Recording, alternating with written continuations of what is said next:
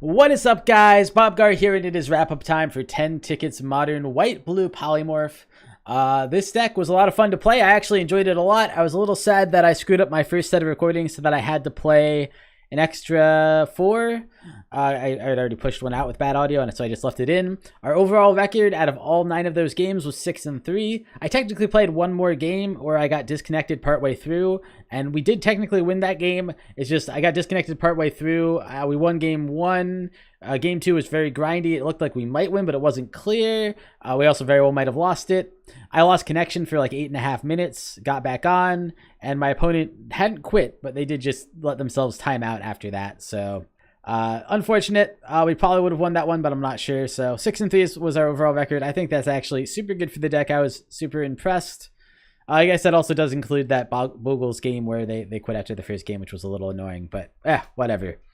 And yeah, we're going to talk a little bit about what worked well, what didn't, what my thoughts were on the deck. And some of these thoughts are going to have to do with matches you didn't see, which is going to make it a little harder to explain why everything gets checks and minuses like it does.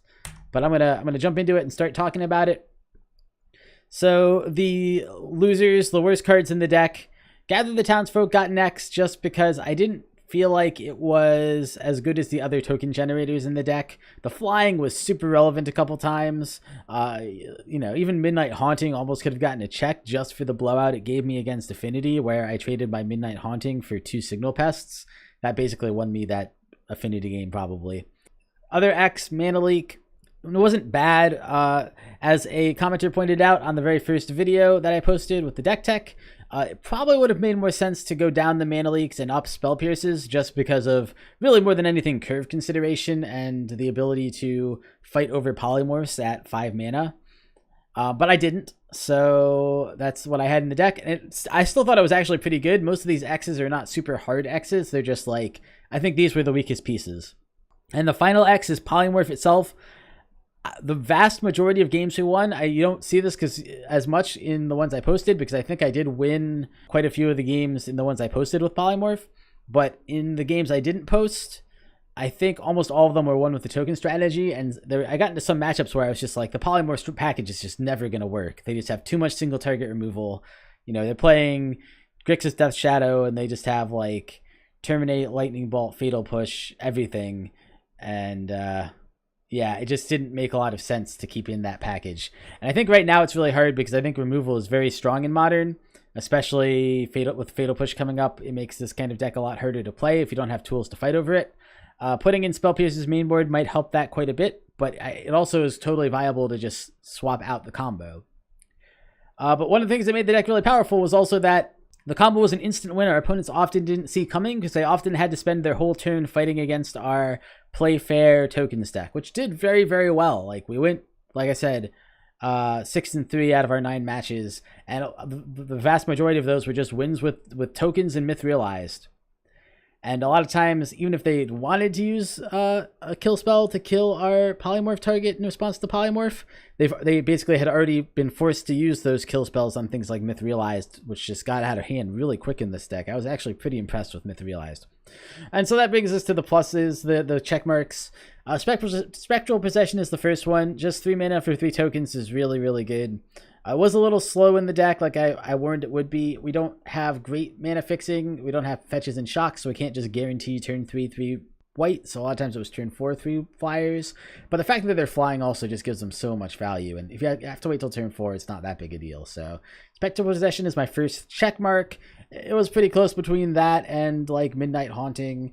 Charter Course actually I found to be very, very good too. And Opt was pretty good in the deck just because we wanted to be in a situation where we're holding up mana a lot of the time. So really a lot of good contenders. That was probably the weakest of my checks. Myth Realized was just ridiculous. Like, it won us a lot of games. And when it wasn't winning us games, it was forcing our opponents to play around it in super awkward ways. It's also super hard to remove because sorcery speed removal doesn't hit it. So it makes us a lot better against sweepers. So I just thought that was really good. And then we have this really powerful token package. Of course, Intangible Virtue was one of our best cards. And when we got it, the deck felt a lot more powerful. So those were the 3 check marks. And I wanted to say a word about matchups. So I thought what was going to happen is against aggro matchups, we'd be able to stabilize and then get our combo off. Against combo, we're a little bit of a slower combo, so we might be too slow. But if we have a chance to get it off, we'll probably beat a lot of those combo decks because our combo is also powerful, even though it's not an instant win. But we're probably too slow against combo decks if we have to win with the token plan. And then I thought against the more controlling decks that can just kill the tokens outright, we would have a lot of trouble because we wouldn't be able to get our Polymorph combo out. I almost found the opposite to be true. We were still pretty good against aggro, and I'm still sure that I actually think combo was probably would have been one of our weakest matchups. But control did not feel nearly as bad as I thought it did, largely because tokens in general is very strong against a lot of those single target removal control decks. And Myth Realize is actually really strong against those tap go kind of control decks, because if they have to spend their turn tapping out for a Supreme Verdict or something, a lot of times you were just able to swing back in with a 3/3 or 4/4 Myth Realized. So I actually didn't think those matchups were nearly as bad as I predicted they would be. Mana Leak caught them a couple times too. We have some counter spells in the sideboard that can hurt them a lot.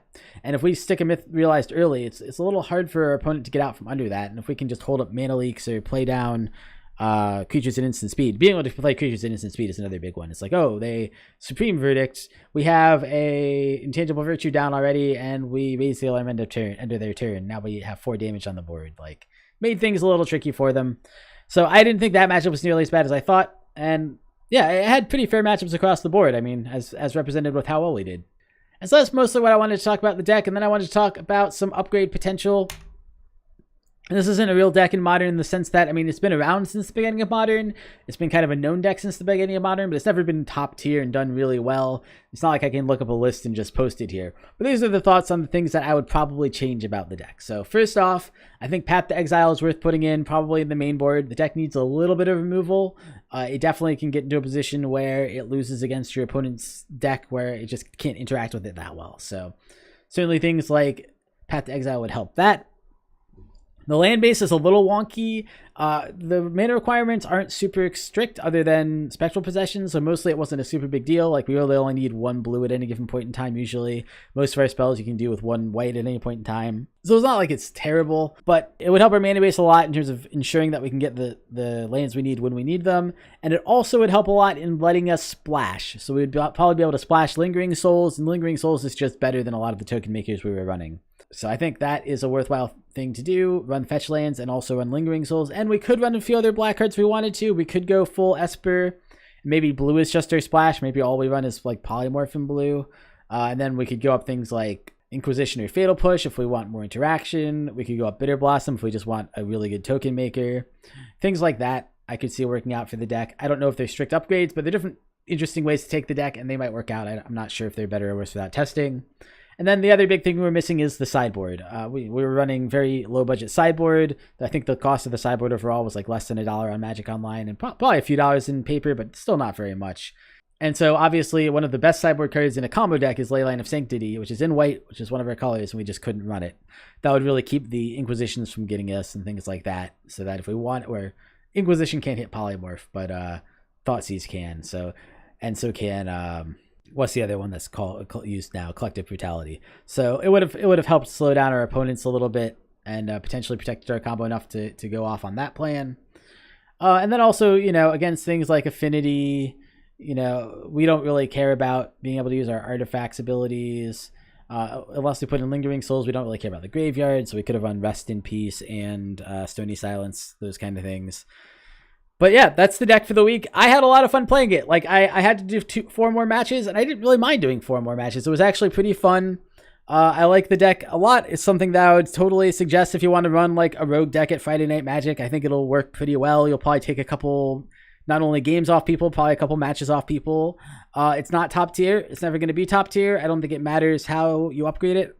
But I do think it's surprisingly good. Even in this meta with a lot of removal, I think you can make it work, especially just because as much as Polymorph is bad against those decks that have a lot of removal, the token plane is really good against those decks, and vice versa. The Polymorph plane is really good against the decks that don't run a lot of removal and are trying to do their own thing, because turn 4 a lot of times you just win. And it's really the token the Polymorph plane just doesn't take up that many slots. Another thing I was thinking about we could change is, I didn't really have a transformative sideboard, but this is definitely the kind of deck where you could run a totally transformative sideboard. And there definitely were times I just took out the combo completely. I just didn't always have good cards to put on it. I was just like, oh, I'm taking out the combo completely, put in some negates, maybe put in an extra land like a Ghost Quarters or something, and then put in timely reinforcements. But it really wasn't ideal for a transformative sideboard, and you probably could do a pretty good transformative sideboard in this deck. You could even probably put in another combo, although I can't think of the right combo to stick in right now. Or more likely, you could just go harder on the fair token plan. You know, go up like I said, Bitter Blossom or Lingering Souls. Those would probably be in the main board, but you know, go up some more token makers, go up some more of those effects. Maybe go up a little more removal if they're playing it fair, just to get around decks that you know are gonna try to play Grafdigger's Cage or otherwise slam your token plan. So anyway, I had a lot of fun playing the deck. I hope you guys enjoyed watching it, and I will see you guys next time. Hey guys, Bobgar here. I just really wanted to quickly say, if you enjoyed the video, please give it a like. If you enjoy my content in general and would like to see more of it, subscribe. I'll be coming out with more content in the future. And please leave me comments and let me know what I'm doing right, what I'm doing wrong, both in terms of production and in terms of my play and my deck building and all that. Thank you guys so much for watching. I really appreciate it, and I will see you guys next time.